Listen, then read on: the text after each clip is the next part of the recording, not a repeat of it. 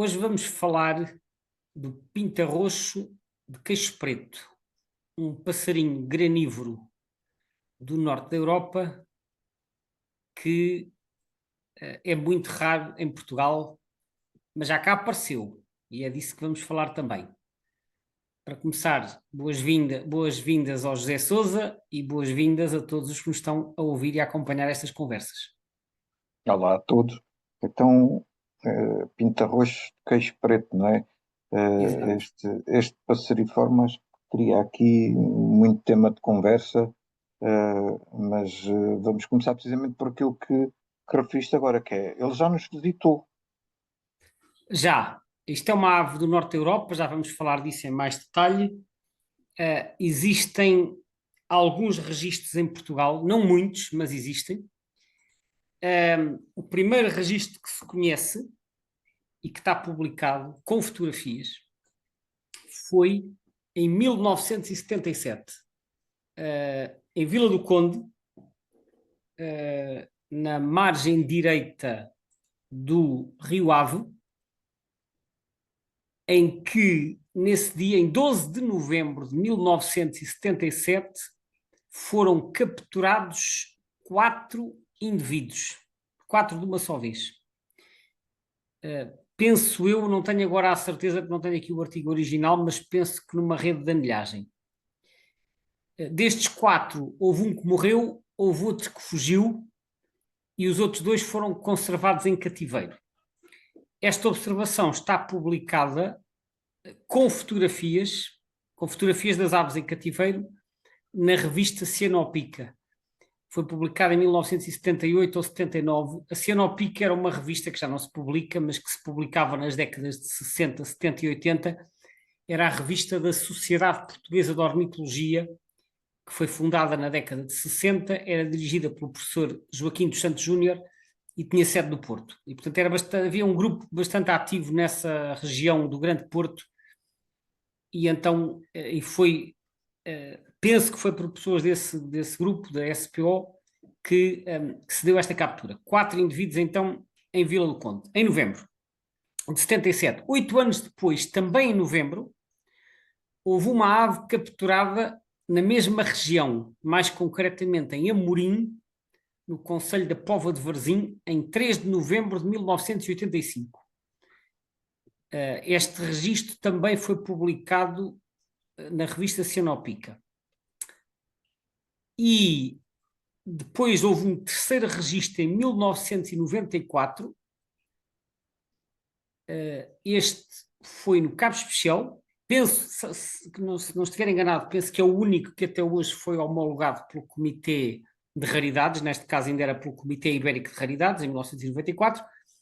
Este registro envolveu uma ave vista por Colm Moore e Priscilla Holt em 26 de novembro de 1994. Portanto, 3 registros em Portugal, todos em novembro. Isto não acontece por acaso. Acontece porque estas aves vêm do norte da Europa, portanto, e invernam em latitudes temperadas.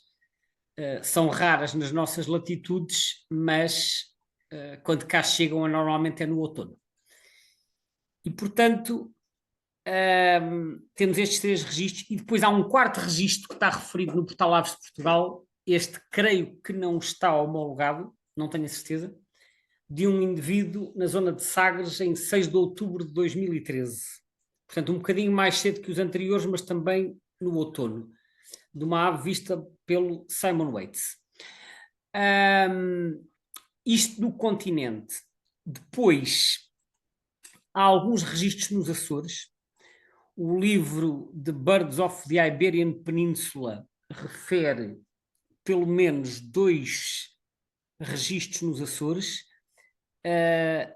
Eles não indicam aqui as datas, portanto eu não sei exatamente quando é que seriam, mas eu não fui consultar os relatórios, mas este livro já foi publicado há pelo menos 10 anos e, entretanto, no eBird aparecem registros mais recentes no Corvo, pelo menos um em 2015 e outro em 2018, na Ilha do Corvo, em outubro, que é também quando há mais atividade de observação nos Açores. E Este dos são aves Açores, provenientes da Europa?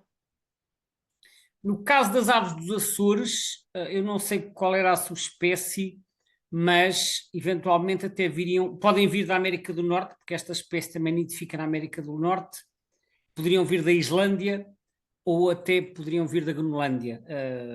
Enfim, não sei, teria agora que analisar melhor qual seria a subespécie. Um dos registros, pelo menos, diz que é do Rostrato ou do Islândica, portanto, à partida.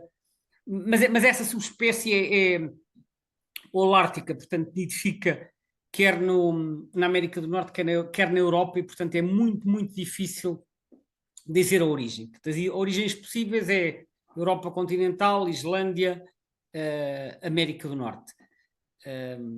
São de latitudes boreais. Agora, o ponto aqui é que, quer em Portugal continental, quer nos Açores, é uma ave acidental. Portanto, há menos de 10 registros no total do continente e Açores, e são todos no outono. E em Espanha também são bastante raros. Há talvez uma dezena de registros, ou pouco mais, mas nem todos estão homologados. Há registros em diferentes regiões de Espanha, quase todas no norte, coisas como Galiza, País Basco, Astúrias, Catalunha e Ilhas Baleares, e também em Aragão, portanto, tudo assim no norte, o que é típico para as aves que vêm do norte da Europa. Portanto, o norte da península está no limite sul das áreas que elas conseguem atingir. Há vários registros em Espanha, então, também ou de indivíduos isolados ou de pequenos bandos, e todos os registros na Península Ibérica foram entre outubro e abril. Portanto, em Espanha há registros noutros meses, mas com um claro pico em novembro e dezembro. Portanto, o que é que se retira daqui? Retira-se que esta ave é uma ave do norte da Europa, normalmente não chega às nossas latitudes, fica a invernar mais a norte, mas quando chega são indivíduos que se movimentaram mais longe do que a média e chegam cá abaixo no outono, que é quando eles estão a migrar para sul. Portanto, esse é o padrão que se pode mais ou menos constatar, embora o número de registros seja muito reduzido e não permita aqui extrair grandes conclusões, mas essencialmente é isto. Portanto, resumindo, é uma ave acidental que aparece de vez em quando, assim, a espaços largos em Portugal e em Espanha, já apareceu anteriormente, pode voltar a aparecer no futuro, portanto, aqueles que se interessam por raridades podem ir, até porque o último registro em Portugal continental foi em 1994, ou seja, há mais de 30 anos, o que significa que a maioria dos observadores no ativo, para não dizer a quase totalidade, nunca terá visto esta espécie em Portugal, e, portanto, esta espécie, se voltar a aparecer, será algo que naturalmente interessará aos observadores de raridades. Agora, não sabemos quando é que vai... Caracteriza-nos lá como é que é mais ou menos a espécie, já que é uma espécie acidental, para que os nossos ouvintes também possam ficar atentos. Sim, mas pronto, só estou a dizer, se por acaso a voltar a aparecer, o mais certo é ser em outubro ou novembro, que é a altura em que aparecem então estas aves. Ora bem, relativamente às características, isto é, o nome pinta-rosto de queixo preto, eu não percebi, não consegui descobrir, apesar de ter feito algumas pesquisas, não consegui descobrir quem é que introduziu este nome em língua portuguesa. Porque o primeiro registro, como eu disse, é de 1977 e a lista do Sacarrão, o Sacarrão fez duas listas, uma em 1962 só para as aves portuguesas e essa espécie não constava, e depois faz outra lista em 1979 para as aves da Europa, mas por razões que eu não consegui perceber muito bem, esta espécie não aparece nessa lista. Eu julgo que este nome terá aparecido ou nos guias do Círculo de Leitores que foram publicados em 1983, que era uma tradução de uns guias alemães do Friedersauer, traduzidos pelo professor Fernando Frade, ou então noutras compilações que tenham aparecido na década de 80. Eu aprendi este nome no final da década de 80. Portanto, eu penso que este nome terá sido cunhado mais ou menos por essa altura. Eu digo cunhado porque o nome não existia em bibliografia antiga, já que a espécie não era conhecida no nosso país. Pronto, mas então, isto é um pinta-roxo, talvez o nome pinta-roxo tenha surgido por causa dele estar no mesmo género. Aliás, o Linneu chama isto inicialmente Fringilla flameia, ele coloca os fringilídeos quase todos no género Fringilla. Depois isto andou a saltitar por outros géneros, teve no Acanthis, penso que teve no Linária, teve no Carduelis, eu aprendi isto como sendo Carduelis flameia, e atualmente está no género Acanthis. Mas Carduelis ele era parecido com o pinta-roxo, ele tem algumas semelhanças com o pinta-roxo, é do mesmo tamanho, tem assim um bico triangular, tem o peito rosado e tem a coroa vermelha. Portanto, nesse aspecto parece com o nosso pinta-roxo. Só que por cima é assim mais pardacento, não é tão castanho como o nosso pinta-roxo, e depois tem uma manchinha preta no queixo que é no mento, portanto abaixo da mandíbula inferior, que é isso que lhe dá o nome, pinta-roxo de queixo preto. Essa manchinha é muito característica. Além disso, o bico é amarelo, não é escuro como o nosso pinta-roxo. O nosso pinta-roxo tem o bico cinza escuro, quase preto. Este pinta-roxo tem o bico amarelo e o queixinho preto. Portanto, são essas as principais diferenças face ao pinta-roxo. Portanto, resumindo, bico amarelo, queixo preto e o dorso um bocadinho mais escuro e riscado, não é de um tom tão marrom, digamos assim, como o nosso pinta-roxo. Mas de resto é do mesmo tamanho e à partida, enfim, em termos de biometrias seria semelhante. Agora, espera, deixa-me só dizer, há mais do que uma subespécie, portanto há depois aqui algumas variações na intensidade das tonalidades. Já lá vamos, já lá vamos. Diz-me só uma coisa, portanto, esta espécie também foi observada quando andavas lá por cima para o norte da Europa. Exatamente. E esta espécie, eu vejo o pinta-rosto de queixo preto pela primeira vez na Suécia, no norte da Suécia, no Parque Nacional de Abisko, que fica nas montanhas lá para lá do Círculo Polar. Onde ele é comum. Como? Onde ele é comum. É comum. Eu fui de viagem de Interrail, como já relatei anteriormente, mais o meu amigo João Cruz, fomos de Lisboa, sempre de comboio, até a Abisko. Ora, o pinta-rosto de queixo preto está distribuído pela totalidade da Noruega, pela maior parte da Suécia e pela Finlândia. E depois ocorre noutros países europeus também, no centro da Europa e nos Alpes e nas Ilhas Britânicas. Portanto, na Suécia efetivamente é comum, e eu, durante aqueles dias que passei na Suécia, quer em Abisko, quer depois noutros locais, eu observei este pinta-roxo em diversas ocasiões. Portanto, era uma ave que eu identifiquei a primeira vez e depois rapidamente percebi que era relativamente fácil de encontrar porque era comum e, portanto, observei várias vezes ao longo dos dias que se seguiram. E depois, passado uns anos, estamos a falar já em 1992, eu vivi uns tempos na Alemanha, e quando vivi na Alemanha, eu aos sábados ia dar umas voltas pela cidade para ver a passarada que havia lá. Era no inverno não havia muitas aves na Alemanha, mas eu ia dar umas voltas e um belo sábado de janeiro de 1992 eu vou lá dar uma volta pela cidade e paro lá num jardim e estava lá uma árvore assim grande, não me recordo agora que árvore é que era, mas vamos imaginar que era assim uma coisa do tamanho de um plátano, assim uma árvore grande com a copa arredondada, sem folhas, e eu olho para cima e aquilo estava cheio de passarinhos. Começo a ver que os binóculos eram tudo pinta-rosto de queixo preto, contei 80. Portanto, foi o maior bando que vi até hoje. E então aí percebi que eles no inverno apareciam em jardins urbanos e que se juntavam em grandes bandos e depois se punham ali a alimentar nas árvores, não sei se estariam a alimentar-se dos rebentos ou qualquer coisa assim, mas na Alemanha nessa vez e em algumas ocasiões posteriores eu observei esta espécie. Depois voltei a vê-los mais tarde na Suécia e na Noruega, nunca vi em Portugal. Como disse, os primeiros registros são da década de 70, que eu ainda não observava aves, 70 e 80, e depois há este registro de 94, e agora recentes não há assim nenhum, e portanto, enfim, não é uma ave que eu alguma vez tenha tido a expectativa de observar em Portugal, não quer dizer que no futuro não volte a aparecer, mas observeis então na Alemanha, na Noruega e na Suécia.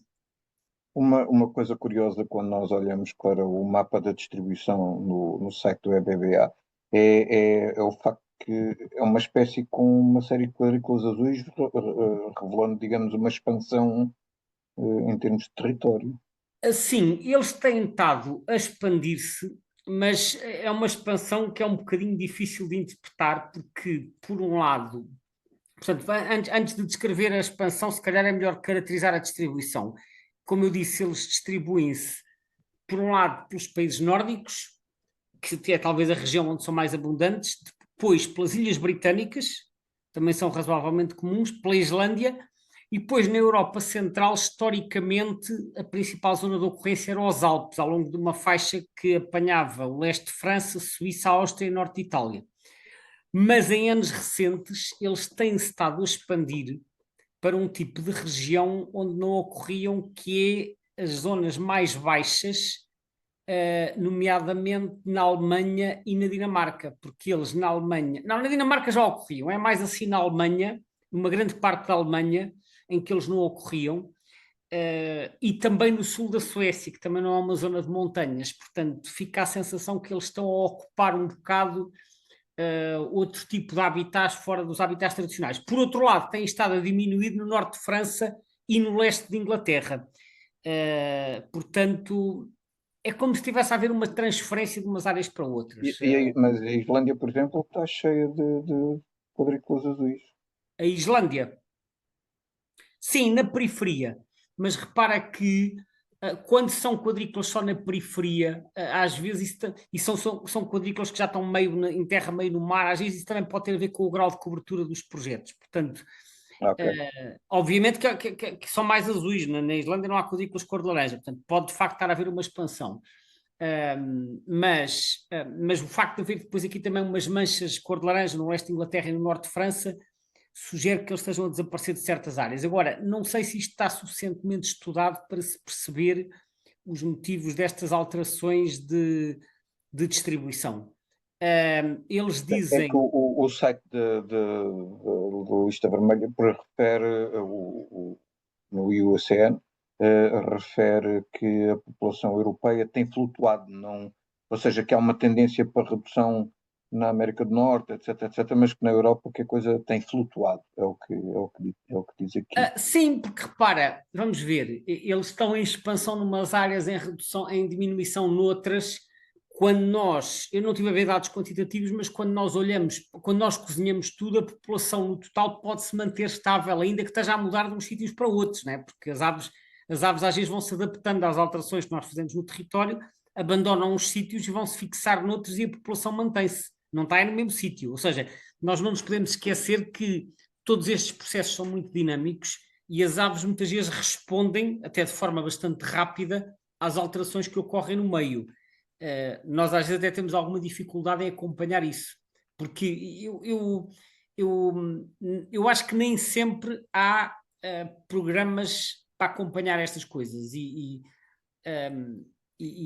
enfim, no caso desta espécie, como é mais uma espécie da Europa Central, eu imagino que essa questão das flutuações também se baseia naqueles programas de monitorização que existem a nível europeu, e esses servem sobretudo para medir as densidades, não é tanto para medir a distribuição. Mas por acaso, agora que estou aqui a falar contigo, vou só aproveitar para ver no site do EBCC, que é do European Bird Census Council, que é o que junto aos programas de censos de aves comuns na Europa. Quando nós olhamos para a tendência desde 1980, isto houve uma queda de 70%, ok? Embora... Estás a falar a nível global? Não, a nível europeu. A queda terá sido mais expressiva na década de 80, se bem que na década de 80 havia poucos programas e, portanto, os dados aí são menos robustos. Mas mesmo quando nós olhamos só de 90, 95 para a frente, continua a haver uma tendência de queda. Portanto, e isto mede mais densidades do que provavelmente distribuição. Estes dados sugerem que, em termos de densidades, haja menos. E repara que às vezes pode acontecer, acontece com os abelharucos, por exemplo, uma espécie estar-se a expandir geograficamente, mas está-se a tornar menos abundante porque começa a ocorrer em densidades menores. Não sei se será exatamente o caso aqui, mas poderá ser. Agora, eles no site do Birds of the World, eles dizem outra coisa. dizem, citando um trabalho que está publicado, dizem que o limite sul, porque vamos lá ver, eles invernam a norte e depois, perdão, eles nidificam a norte e depois vêm invernar na Europa Central, embora também haja populações nidificantes na Europa Central. E há um trabalho que é citado no Birds of the World que diz que o limite sul da área de invernada se tem estado a deslocar para norte.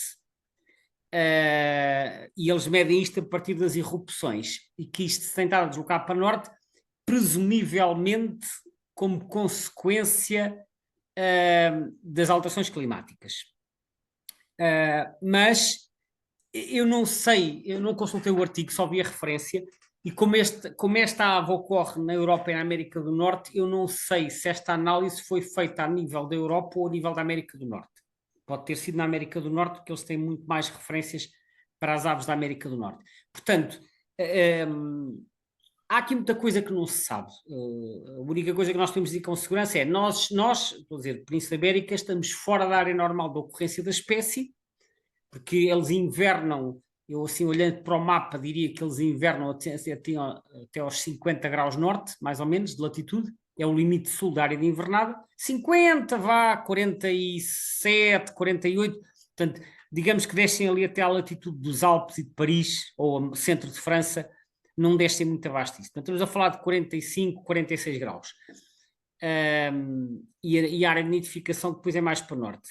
Portanto, nós já estamos mais para sul, de vez em quando há uns que chegam cá, mas isto é aquela espécie que se enquadra na categoria das acidentais vindas do norte.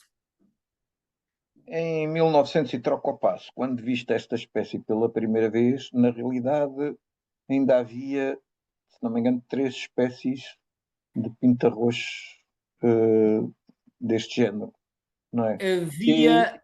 Eu estou a dizer isto porque normalmente aquilo que a gente Não, havia duas. quando falamos em alterações taxonómicas, ultimamente aquilo que se tem verificado por causa da genética são splits, não é? Portanto, separação de espécies. Nesta aconteceu o contrário, não foi? Não, esta situação ainda é mais confusa, porque quando eu comecei a ver aves, não havia 3, havia 2, ok? Pelo menos a nível europeu. Havia 2. E as 2 era o Acanthis flameia, que era o pinta-roxo de queixo preto, com várias subespécies, e o Acanthis ornemani. O ornemani, também chamado em português pinta-roxo de Orneman, que é um pinta-roxo que existe no Alto Ártico. É uma ave muitíssimo mal estudada, porque o Ornemani nidifica na Groenlândia, e, portanto, imaginas que um passariforme que nidifica na Groenlândia não seja provavelmente a ave mais fácil de estudar. E ele até é mais conhecido, ele também nidifica na América do Norte, mas lá no norte do Canadá, naquelas zonas mesmo do Ártico.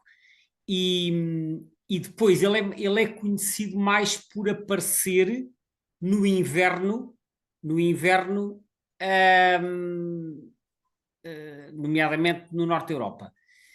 E portanto, o cabaré era uma subespécie dos outros, então. Do flameia. E depois há um artigo que sai em 1990 e qualquer coisa, da autoria, é publicado em Inglaterra, se não me engano, na revista British Birds, da autoria de um senhor chamado Alan Knox, portanto Knox, e que propõe que os pinta-roxos, o flameia e o cabaré, sejam separados em 2. Acho que era isso que dizia o artigo. E isto depois andou para aqui, para trás e para a frente, e depois houve mais artigos, saiu em 1988, acho eu. Isto depois houve vários artigos publicados acerca disto, e há uns anos que terá sido talvez há uns 10, as principais autoridades taxonómicas resolveram separar o flameia do cabaré. Já agora é preciso dizer que o cabaré é a subespécie que nidifica nas Ilhas Britânicas. E eu esqueci-me há bocado de referir uma coisa muito importante. aquele primeiro registro, que foi de um bando de 4 capturados na zona de Vila do Conde em novembro de 1977, um deles trazia uma anilha inglesa. Tinha sido anilhado 2 meses antes, em setembro de 1977. Por isso, provavelmente, era da subespécie cabaré. E a ave observada no Cabo Especial, em novembro de 1994, também tinha as características desta subespécie. O que se sabe dos movimentos é que as aves das Ilhas Britânicas são mais propensas a migrar para cá do que as outras, e pensa-se que as aves que ocorreram em Espanha, embora nem todas tivessem sido identificadas ao nível da subespécie, pensa-se que fossem, na maioria, cabaré. Ora, quando estas duas espécies são separadas, tanto o flamei e o cabaré, isto também levanta aqui algumas dores de cabeça a nível de identificação, porque embora elas possam ser separadas, porque os cabarés são um bocadinho mais escuros, nem sempre a separação é fácil de fazer e nem sempre é possível. Pronto, isto foi a situação em que ficámos há uns 10 anos atrás. Entretanto, recentemente estamos a dizer há coisa de um ano, portanto em 2024, houve aqui uma nova revisão taxonómica e então resolveram juntar o flameia com o cabaré outra vez, e a boleia o ornemani entrou também. E portanto o ornemani deixou de ser considerado uma espécie e passou a ser agora a Acanthis flameia ornemani. Resumindo, tínhamos duas, pelo menos quando eu comecei a ver aves tínhamos duas, depois passámos a ter 3 e agora só temos uma. E essa uma juntou essas 3 com justificação em base genética. Basicamente, supostamente, não existe diferença genética entre esses 3. Não existe, não, diferença genética existe porque continua a haver subespécies, não é? Mas considera-se que as diferenças genéticas são suficientemente ténues para não justificar a classificação em subespécies. Inclusive, eles perceberam que quer o flameia, quer o ornemani, os seus nichos ecológicos sobrepõem-se, embora tenham depois distribuições diferentes, mas eles descobriram aqui umas pequenas diferenças, portanto eu imagino que este grupo de espécies ainda venha a ser alvo de novas análises genéticas no futuro. A verdade é que quando se separam estas aves muito parecidas, isto na prática, para quem se interessa pela observação e sobretudo para quem procura raridades, uma separação muitas vezes representa uma dor de cabeça porque a identificação se torna mais difícil. Portanto, mas pronto, para já é tudo Acanthis flameia e para já neste grupo de espécies não há um problema. Portanto, resta-nos agora esperar que apareça cá um que possa ser devidamente identificado e visto por quem ainda não viu. É que este aqui, uma das coisas interessantes que eu li, precisamente por causa dessa questão de juntar tudo na mesma espécie, é que colocava-se a questão de se isto é tudo a mesma espécie, como é que isto tem tanta diferença em termos, nomeadamente, daquelas versões mais escuras e as versões mais claras, etc, etc. E pelos vistos, isso é uma questão que está relacionada com o conceito de supergene, etc, etc. Sim, obviamente. Repara, essas questões depois são complexas e mesmo o conceito de subespécie, às vezes há diferenças a nível de plumagem, que são diferenças visíveis, mas que geneticamente estes indivíduos são muito próximos. Agora, isso aí já nos leva por outro tipo de caminhos que obviamente são análises mais complexas, que eu nem sequer consigo elaborar muito em detalhe. A verdade é que hoje em dia, como referiste, estas separações e estas junções, portanto, estes splits e estes lumps, como se diz em inglês, têm muito por base a análise genética. Sim, mas acho que isto aqui é uma coisa assim mesmo, digamos, relativamente normal. Então, em termos de aves, não há muitas aves com este tipo de supergenes, como eles lhe chamam, inversões Provavelmente não, mas cromossomáticas e não sei o quê, não sei o quê. isto é Portanto, uma não deixa de ciência, ser... é uma ciência que continua a evoluir e, portanto, se calhar no futuro os critérios Sim, poderão sim, ser sim. revistos. E pronto. Eles realmente, só uma nota final, eles gostam mesmo do frio, pelos vistos, conseguem sobreviver a temperaturas baixíssimas, coisa que não é assim muito normal nas aves. E pronto, enfim, ficam aqui mais dicas para quem quiser descobrir mais algum bocadinho sobre esta espécie, porque é como eu dizia, esta espécie realmente sendo um passariforme, tinha aqui coisas muito engraçadas. Poderíamos continuar esta conversa, mas já estamos a alongar. Vamos terminar por aqui, Gonçalo. Fica para a segunda volta. É isso mesmo. Ok. Obrigado, Obrigado Zé. a todos, obrigado, Gonçalo, e até à próxima. Até à próxima.